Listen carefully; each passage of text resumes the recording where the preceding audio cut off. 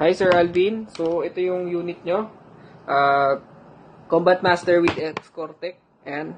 So ito yung ano nyo. Start muna tayo sa magazine. So ito sir yung magazine nyo.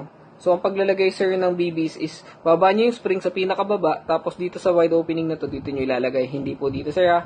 Ito yung gas release valve natin. Hindi pinipindot yan. Pag pinindot nyo yan sir, lalabas dito yung gas. Dito naman sir yung gas inlet valve natin. Ingatan po natin na tumalsik yung o-ring, yung itim na nakapalibot dun sa inlet valve.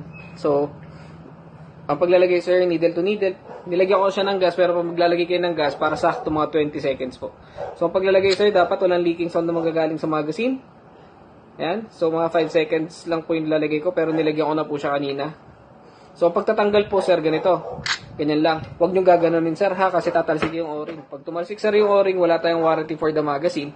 Kakaroon ng leak to. Pag nagkabasag, nalaglag, wala po tayong warranty sa magazine sir ha. Ulitin ko lang po. Tapos sir, pag lalagay sir ng magazine sa baril, kailangan marinig yung clicking sound. Yan. Tapos ito sir, pag on nitong X-Cortec, nakikita nyo itong colorless na button na to, pindutin nyo na isang beses, kailangan nagbi-blink yung ilaw na yan. Ibig sabihin on na yan sir. Tapos sir, pagkakasa sir, isang kasa lang. Ngayon sir, ito yung safety niya at saka itong safety lever. So kailangan nakapress to habang pumuputok kayo. So start, natin sir, testing natin.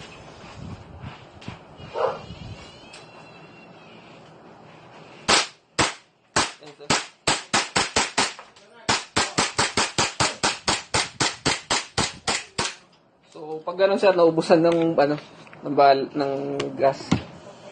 Wait lang sir. Okay sir, so continue ko lang. Nangyari kanina sir, naubusan ng gas yung magazine. So tutuloy natin ulit. Hintayin natin mag-lock. So ganun yung mangyayari sir pag kulang sa hangin sir. So ganito. Kasama na natin.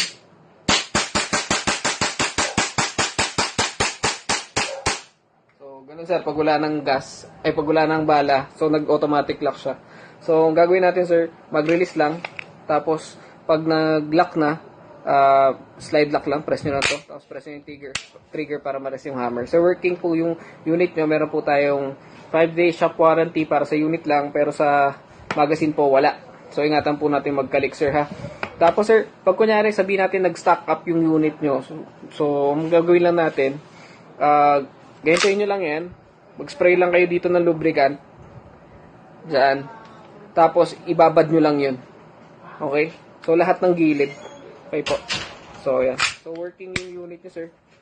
Meron tayong 5-day shop warranty. Shop warranty lang po, hindi po replacement.